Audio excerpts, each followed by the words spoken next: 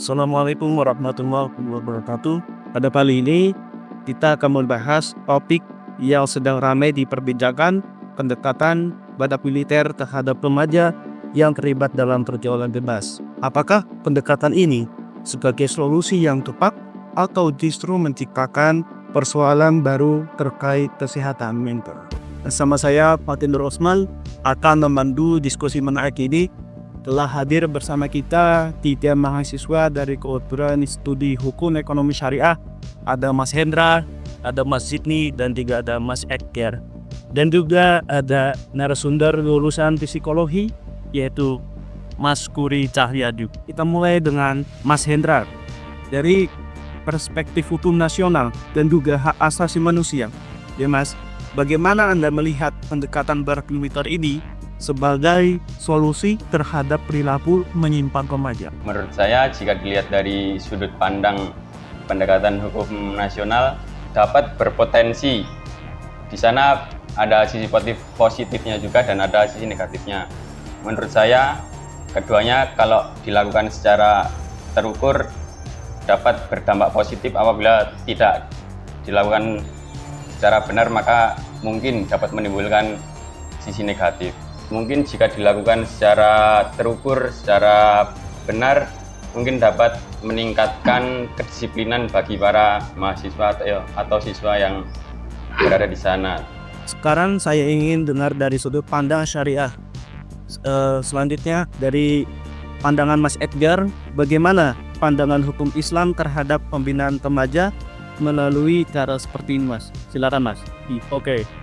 Menurut Islam ya, Muhammad sendiri mengajarkan bahwasanya dalam pengajaran ke anak itu harus dengan kasih sayang lemah lembut, namun tetap ditekankan. Nah, hal itu tidak bisa dipisahkan dalam satu terus mengabaikan yang lainnya. Jadi memang kedua hal itu, baik kasih sayang dan ditekankan, ditegaskan, itu harus berimbang, harus dalam satu sistem. Badak militer ini tentu pola-polanya tidak sesuai dengan pola pendidikan yang diajarkan oleh Ki Hajar Dewantara.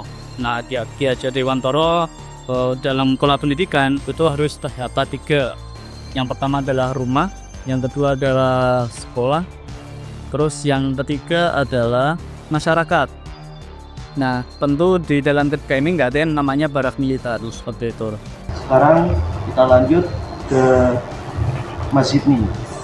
Dari sisi kewarganegaraan, warga negara yang baik itu terbentuk dari pendidikan yang berkarakter, bukan memasukkan ke dalam barak militer, teman-teman sekalian.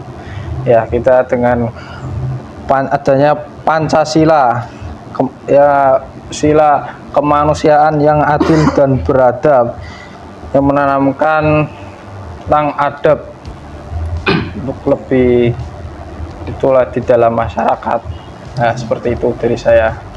tapi bukankah kadang remaja itu perlu adanya gertakan untuk menumbuhkan sikap disiplinnya? Ya, memang perlu sih, tapi dengan bentuk yang edukatif lah, bukan dimasukkan ke barak militer. Karena nanti bisa menimbulkan ya superior lah di antara teman-temannya nanti yang bagus itu. Sekarang kita dengar dari sudut pandang psikologi.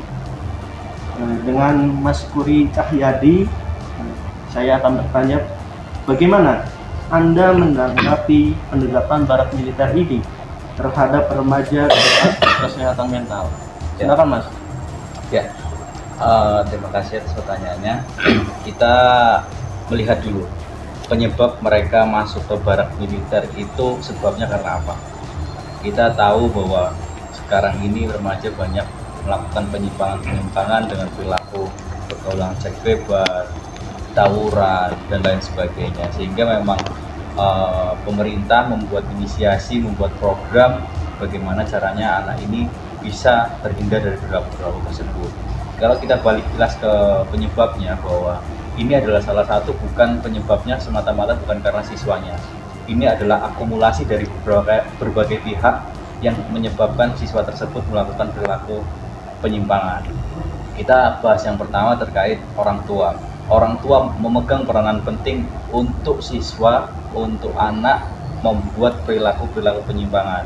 Salah satu yang paling berpengaruh yaitu pola asuh. Dari pola asuh itu ada 3, ada pola asuh otoriter, permisif, dan demokratis. Rata-rata anak dengan penyimpangan, kasus-kasus penyimpangan itu mempunyai orang tua dengan pola asuh yang permisif. Permisif itu cenderung untuk membiarkan anaknya pulang jam 2 malam, pulang pagi, itu dibiarkan.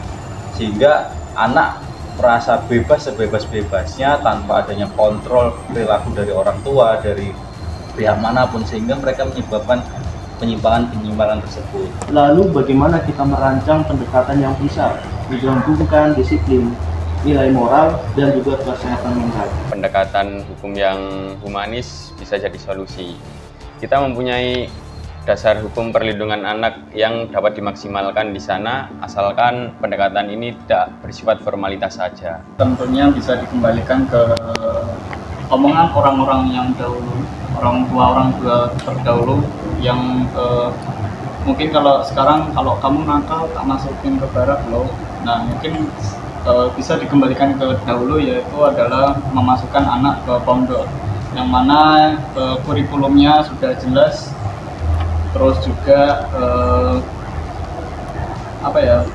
pendidikan itu udah jelas lah di sana, ke pola-pola asuhnya. Ya kalau dari saya sih membentuk komunitas pemuda dengan kegiatan yang positif seperti Karang Taruna, kan dibina oleh desa. Udah sih seperti itu dari saya.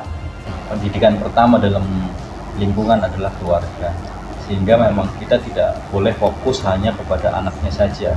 Bila perlu kita buatkan kurikulum pendidikan untuk orang tua, sehingga orang tua itu mensadar menjadi garda terdepan untuk membentuk karakter anak.